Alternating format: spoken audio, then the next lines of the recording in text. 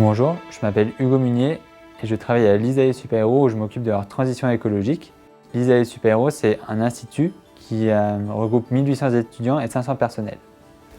Depuis 30 ans, les rapports du GIEC s'enchaînent et le constat il est clair aujourd'hui, c'est qu'il faut réduire drastiquement nos émissions de gaz à effet de serre. Et ça, l'ISAE Super-Héros l'a bien compris et a mis en place une feuille de route qui vise à prendre ces enjeux dans sa stratégie globale.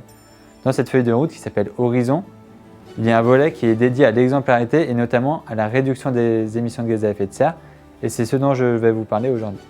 L'objectif qu'on s'est fixé en termes de réduction de gaz à effet de serre, c'est de réduire d'ici 2026 de 25% nos émissions de gaz à effet de serre par rapport à 2019. Donc la méthode qu'on souhaite mettre en place, elle est en 4 étapes. La première, c'est mesurer nos émissions de gaz à effet de serre. Donc on a réalisé notre bilan carbone sur l'année 2019 avec un périmètre exhaustif qui comprend ce qu'on émet sur le campus, mais également ce qu'on émet en dehors du campus. Ça peut être les transports ou les achats par exemple. La deuxième étape, donc, c'est de réduire nos émissions de gaz à effet de serre et pour ça, il faut identifier nos leviers d'action. Ils sont au nombre de 4. 1, c'est la décarbonation, donc choisir des vecteurs énergétiques moins carbonés. 2, c'est l'efficacité énergétique, donc avoir des bâtiments mieux isolés par exemple.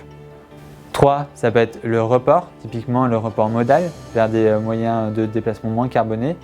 Et le quatrième, c'est la sobriété. La sobriété qui passe notamment par un changement de comportement de nos personnels et nos étudiants que l'on accompagne via la formation de ceux-ci. Le dernier levier qui nous semble important, c'est la communication honnête et transparente envers nos étudiants et envers l'extérieur pour montrer notre bonne volonté sur ces sujets-là et éviter de tomber dans du greenwashing. Pour moi, il y a 3 éléments clés dans ce projet. Le premier, c'est la dynamique qui se crée tout autour, donc que ce soit au sein de nos personnels ou de nos étudiants. On a notamment beaucoup d'étudiants qui font des projets ou des stages sur ces sujets-là.